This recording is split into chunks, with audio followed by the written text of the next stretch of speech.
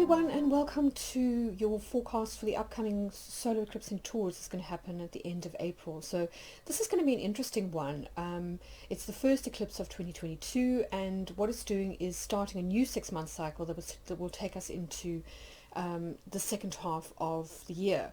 So an interesting one. It's in the same sign as the previous lunar eclipse, so there may be a link to that one, which happened around about the 19th of November 2021.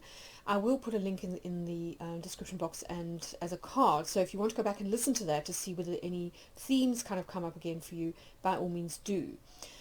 Yes, so apologies that I didn't do a Bitcoin forecast. I didn't really see the point because it's only kind of 2 weeks until the solar eclipse, and I prefer to wait until I do my macro forecast, kind of looking forward. So that's the only reason why I didn't do one.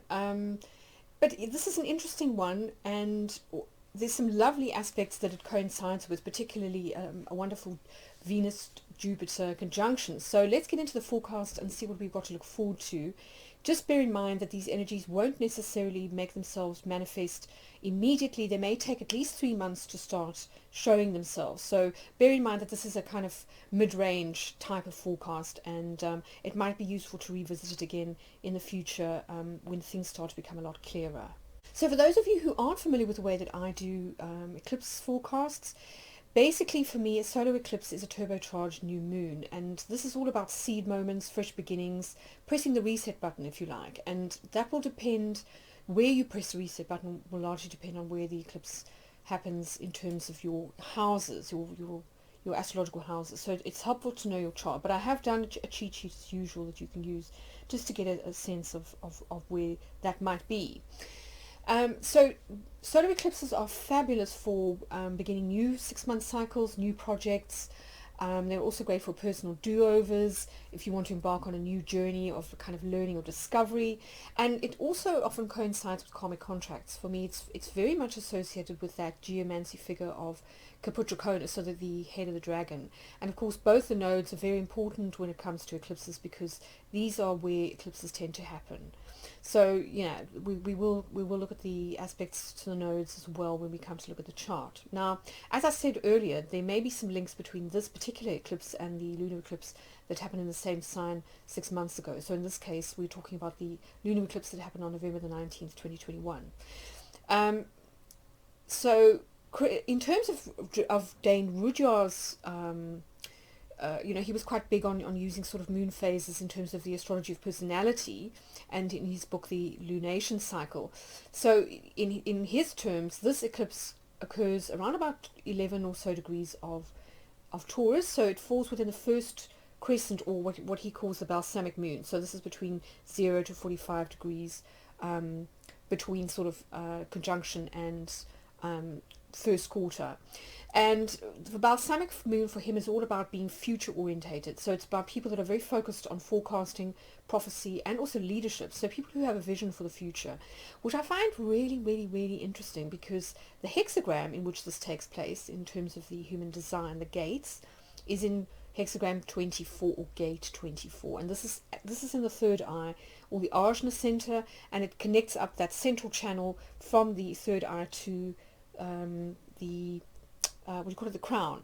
So this is all about kind of visions of the future, forecasting, getting inspiration for ways to move forward. And we'll see that when we come to look at some of the other aspects or sort of indicators of what this particular eclipse is all about. But as I've said before, this is part of the Scorpio-Taurus axis of eclipses, which began in 2021 and will continue till around about October 2023. So I think it's worth seeing it as part of a kind of a series, a kind of a bigger series of events that will play out over the next 2 to 2.5 years. And sometimes, that can help us to get a sense of the bigger picture overall. This is just kind of one aspect. But yes, I mean, I think it's fair to say that, eclipses, particularly solar eclipses, are wild cards. They very often bring about unexpected events. There's an element that's almost Uranian about them. They can be a little bit surprising. They can catch you off guard. Solar eclipses in particular tend to be about events in the external world that kind of happen to you. rather than with lunar eclipses, which tend to be a little bit more internal or, based around emotions. That's just a general kind of guide, though. Again, a lot will depend on your natal chart. So, yeah, just something to bear in mind.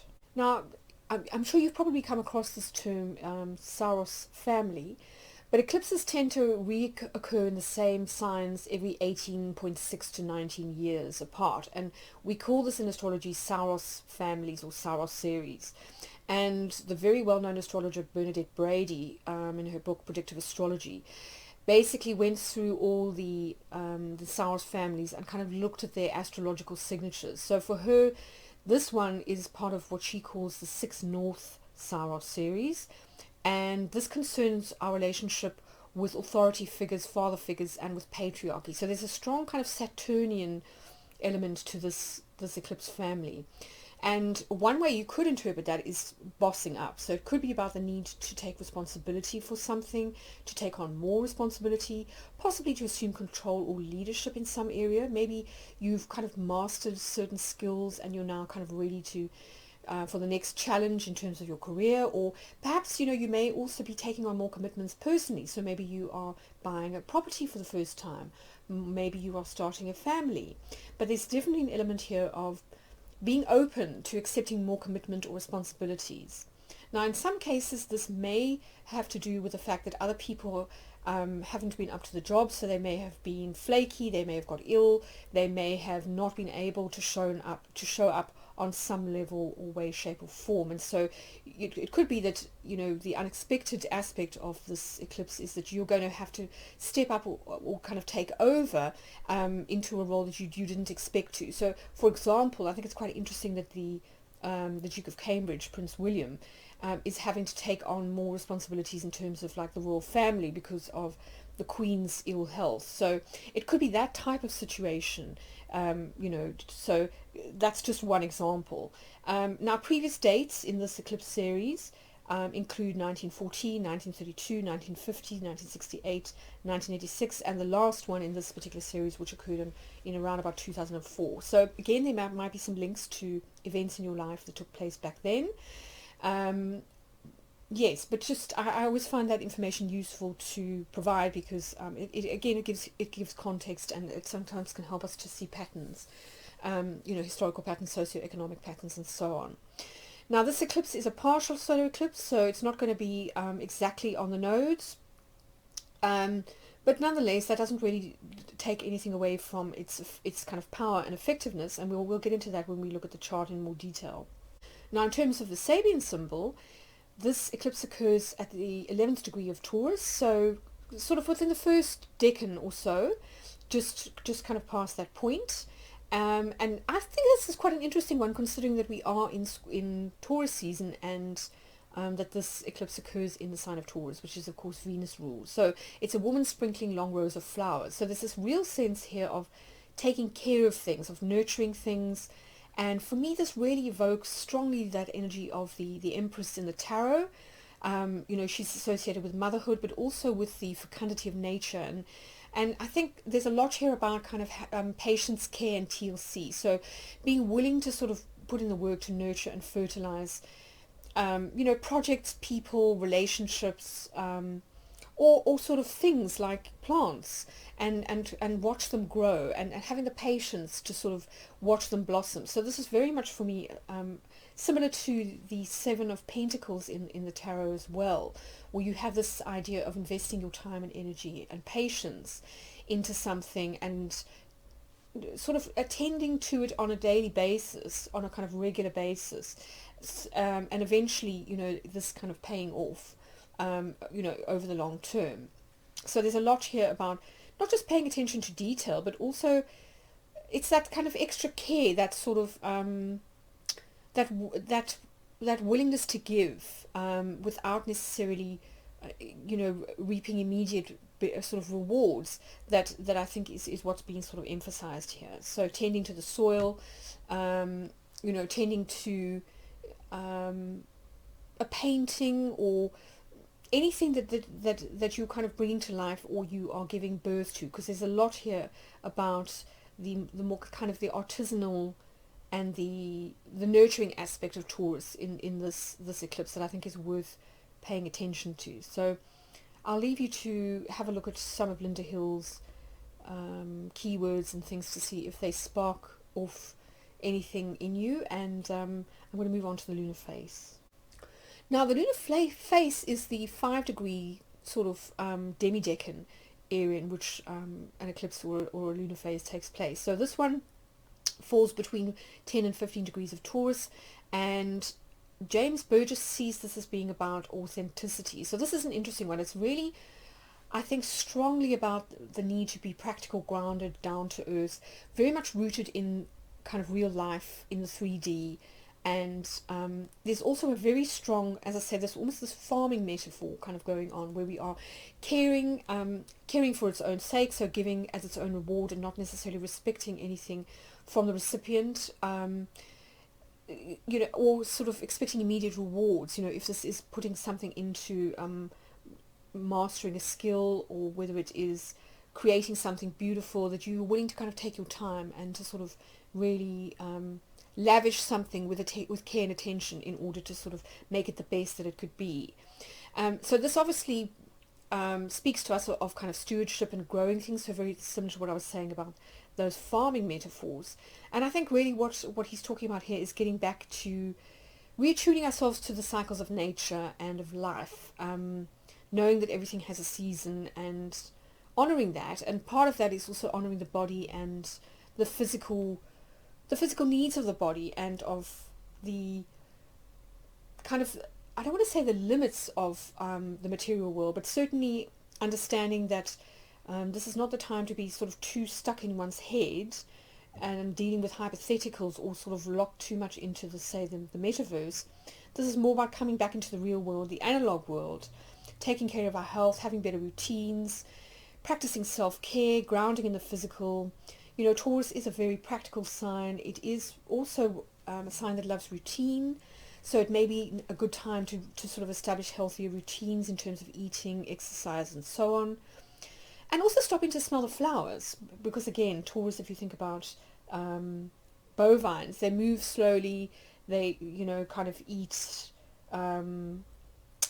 slowly. Everything is done slowly, and I think this is this real need to kind of stop and smell the flowers, to ground ourselves into the 5 senses. So there's a lot here about sensuality, pleasure, and being physically present, and that can help a lot, with anxiety when we get too much in our heads. Anxiety is a lot about projecting into the future and worrying about things that may never happen. And I think we really are being asked to try and come back to ourselves and stay present, and that this will really help us to feel happier, to feel more secure within ourselves. And from here we may start to feel that desire to create again. So there's a lot here about seed building, but also craftsmanship. There's a lot about, Taurus is a sign that is strongly associated with the artisans, so somebody who makes things with their hands, who carves things, who makes things out of wood, that needs dough. And so you might find over the next 6 months that there's a strong urge to produce something tangible, whatever that may be. Again, it will depend, I think, largely on where Taurus falls in your natal chart.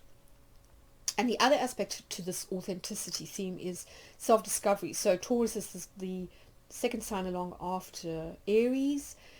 And of course, Aries is all about the individual. And it's an interesting one. It's kind of the emergence of the individual as separate from the group. And I think what the I Ching is telling us, the hexagram, is that this is about honoring personal truth over commonly accepted ideals. So seeing other people's point of view, or seeing a kind of collective or generally accepted truth as having validity in its own right, but not necessarily feeling as though you have to subscribe to that if that's not your personal experience. And I think Taurus in that sense is quite pragmatic. It can be a little bit skeptical, but it's very much rooted in what it knows, so what it can see, feel, hear, touch, taste, and so on, and then discovering things for oneself. So the proof of the pudding, that kind of thing, which is, I think, not necessarily a bad thing. When there's so much misinformation and fake news out there, it's good to sometimes be a little bit more skeptical or not rush to sort of make an immediate decision about something until you have enough information and you've checked in with yourself first, and that might be important, over the next 6 months or so. So as always, I've prepared a little kind of summary sheet of where this particular eclipse is likely to affect different rising signs. So this is just a general guide, depends on what house system you use, of course, but just look for your rising sign, and that will help you to identify the life area where the solar eclipse is most likely to fall, and therefore the best sort of area to focus on in terms of pressing the reset button or starting fresh or looking at new projects, that kind of thing. So I'll leave you to pause the video and have a look at this at your leisure, and I'm going to move on to the astrological chart. Right, so here's the chart itself, and it's quite an interesting one, I have to say. So the first thing I want to point out is that the Sun and the Moon will be very close to Uranus at the time of the eclipse. And as we know, Uranus in and of itself, as I've said, is very much a planet associated with unexpected events, with the unpredictable, sometimes with what's surprising or shocking, plot twists, and also kind of events that force us to look at things in a new way or take us in a new direction. So there is an element here of innovation, disruption, or novelty. And taking place in the sign of Taurus, this could have something to do on a kind of macro level with things like food, farming, finance, and also property, but also things like beauty, fashion, and as I said, the arts in a kind of crafty or artisanal sense. But again, a lot will depend on where Taurus is in your chart, and also what how Uranus sort of works in your natal chart. But it's interesting because Uranus is at the time of the eclipse going to be approaching a sextile to Mars, and Mars, as we can see, is down here in Pisces, with the part of courage. And yes, it's an interesting one because Mars was quite strongly highlighted at the last lunar phase as well. There was a sense of the luminaries making positive aspects to Mars, and that it was almost better to be in the sort of the Aries solar energy than the lunar Libra energy too much, because this is very much a time of moving forward, of choosing to move forward in life, to take more risks, to be brave, to have courage. And it's interesting that Mars is right next to one of the Hermetic lots known as the part of courage, and this is all about fortitude and about facing our fears, so similar to strength in the tarot, if you like. And then what's also interesting is that all three of these planets, Uranus, the Sun and the Moon, are they're quite near to the North Node. As I said, eclipses tend to happen at the nodes, and the fact that we are focused on the North Node is kind of typical for a new moon solar eclipse, so it's more of what I would expect, unlike the Taurus lunar eclipse that we had in November, which was interesting because it happened also at the North Node, but lunar eclipses for me generally tend to be about ending, so it was interesting because it was almost like it was an ending that was also a beginning. Here we've got a slightly more straightforward thing where we are looking at new karmic contracts, fresh starts, soul lessons, and this can sometimes be in areas where that are unfamiliar to us. Maybe we haven't accrued a lot of experience in this particular sort of domain in terms of previous lives, or so it can sometimes feel a little bit daunting, and that's why I think it's really good that we've got this part of courage sextiling Uranus through Mars, which is asking us to be a little bit brave and to kind of take a leap of faith. And then the other really positive thing that's happening on the same day as the eclipse is that Venus will be making conjunction to Jupiter. Now it's interesting because first of all, Venus rules Taurus, so you've got that direct link there.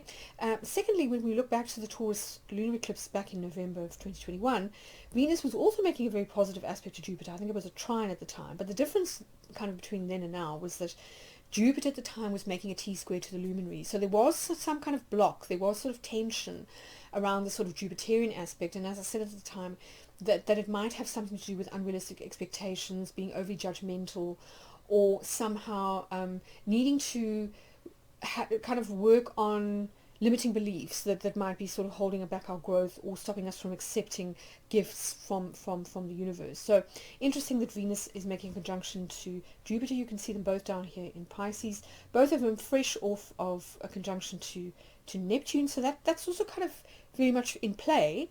And this energy is very, very poetic, romantic, artistic, spiritual as well. So there may be, it may also coincide with unexpected sort of kind of downloads now, kind of hits of inspiration, artistic or creative bursts, or just feeling more kind of dreamy and, in tune with the universe and with other people around you. So it's really lovely fluid energy. And of course Venus is exalted in the sign of Pisces, so she works really well in this space.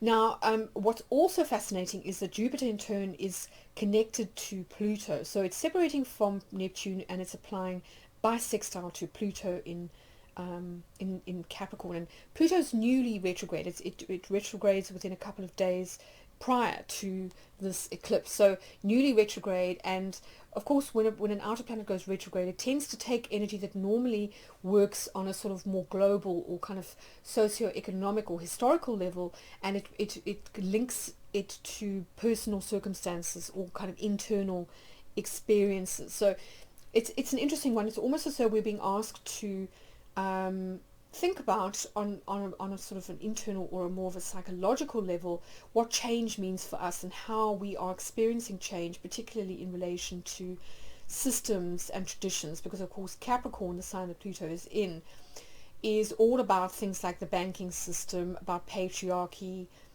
convention, conformity, that kind of thing, and working hard, that sort of old paradigm of everyone must work like 25-hour days in order to be successful. So there's a lot here about almost taking a moment to compare how that feels for you internally, because as I said, Pluto's been in the sign since around about 2008, so we've been through a long kind of 12-year cycle of things shifting in the external domain as far as social norms and patterns are concerned. And I think this is a good opportunity to check in with yourself, just to see, well, what feels good to me? Does this change in the external world feel good to me? Is it something that I'm vibing with, that I'm responding to? How can I make this work for me? How can I make changes in my life in response to these external changes that are going to take me in a more expansive, happier direction, with this Venus-Jupiter conjunction? And then other aspects and planets that I think are going to be important include Mercury and Saturn. Now, these are the two most dignified planets in this particular chart. So Mercury very strong in Gemini, you can see up here, and Saturn in Aquarius, which it used to co-rule actually with the part of the Nemesis. So these are two really interesting ones. So I think what this is also telling us is that even though there's a lot of positivity in this 6-month cycle, there may also be some challenges, and they may come in the form of either challenges to the way that we think or communicate, number one, with Mercury, something we'll get into when we look at the fixed star aspects, or it could have to do with a person who kind of comes in, somebody that we've got a karmic contract with in order to sort of learn an important lesson around things like large gatherings, loneliness, political incorrectness, so group situations. And if we compare it to that lunar phase that we were talking about, with the 5-degree aspect, and this element of not necessarily vibing with sort of what mainstream ideas or the sort of conventional thinking that's around at the moment, I think this is a kind of continuation of that. So being able and willing to sometimes go against the herd, and even though that can sometimes make us feel a little bit excluded or somehow left out or isolated, perhaps also seeing that sometimes it's better to sort of stick to your principles. Aquarius is a very principled sign. Sometimes it is better to adhere to your principles, even if this makes you temporarily unpopular, because for me, certainly anyway, it's kind of, well, you have to live with yourself first and foremost. Those other people are not necessarily going to be there when the going gets tough, or when you're feeling crap, because you haven't really gone in the direction that you felt in your heart or your gut was the right thing to do. And I think there's a lot here around lessons, given that Saturn is going to be T-square with the nodes. There's a lot possibly in the next 6-month cycle where we are being challenged to sometimes go against the herd, to swim upstream a little bit, to set boundaries and limits about what works for us, what doesn't, what we believe in, what we don't, and to sort of not necessarily be aggressive in terms of defending those, but standing firm in what really feels right to you, I think, long term. And I think, even if people do push back or criticize in the short term, very often they will respect you in the long term for having the courage of your convictions. And there's a lot here in that, with the part of courage and Mars and that kind of thing.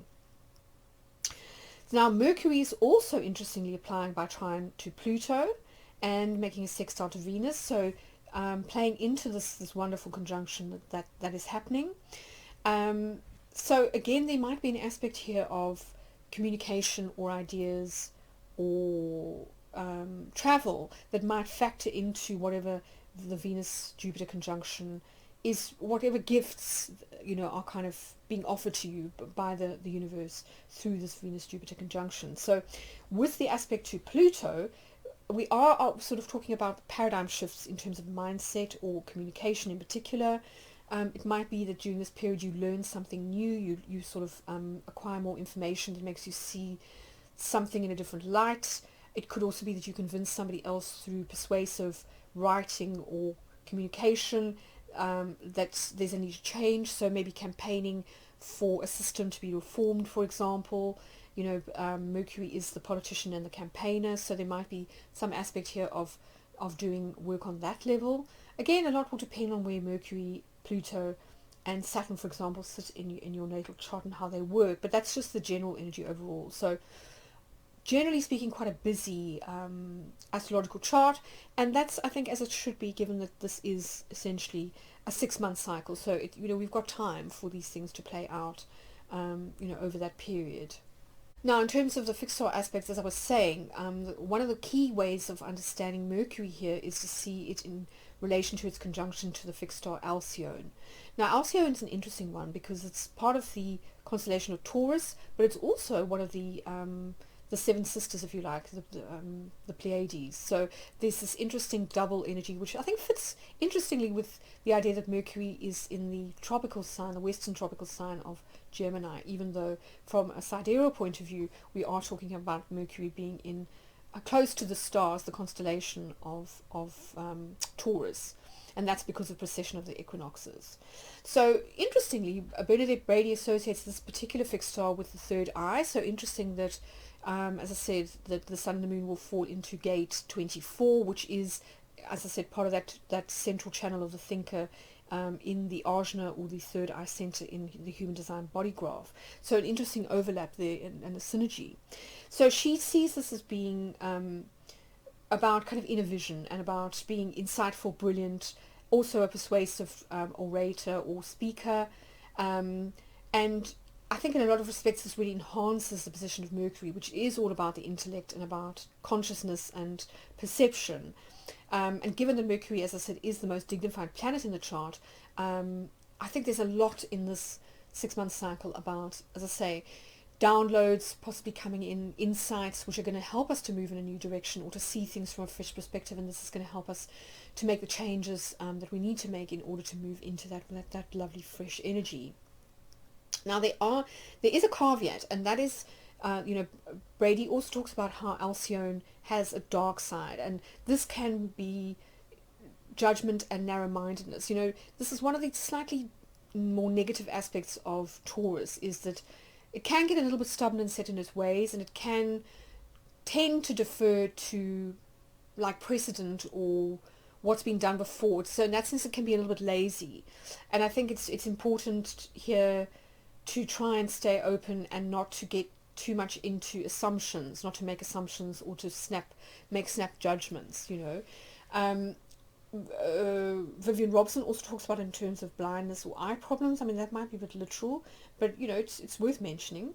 And as I said, it is also associated with the Pleiades. So this is obviously one of the oldest constellations that we know that humans have kind of been aware of or worshipped. If you think about those cave paintings in Lascaux, the Pleiades is sort of depicted, as are bulls, actually, quite interestingly, or bison. So this has been with us for a long time, and Alcyone, interestingly, is the brightest star in this particular cluster. So there may be sort of something in that. I was quite amused when I found out that the Babylonians referred to this constellation as the hen and chickens, and of course, with Alcyone being the brightest, it is the hen that lays the golden eggs. So there may be something in that. I think it does play into this idea of maternal energy, which we saw with the Sabian symbol. So something about laying eggs and then hatching them, this nurturing process that I think is interesting. Alcyone is also one of the 15 Bohemian fixed stars, so this is important in magic, and in that system it's associated with images like the Virgin or the lamp. So again, this idea of light, of seeing, and I think this has to do with the inner eye, with seeing things using second sight. So those hits of inspiration and insight that Uranus often brings, that might help us to understand or to identify the new path that we maybe want to sort of move down in terms of this fresh new energy that's kind of coming in. Now, as I mentioned, Mercury is also going to be conjunct the Hermetic lot of necessity, and this is an interesting one because it points to mental constraints, verbal sparring, or where we can make enemies through disagreements about ideas or ideology. So I think this is part of the challenge, the lesson of this 6-month period. So there's kind of pluses and there's minuses.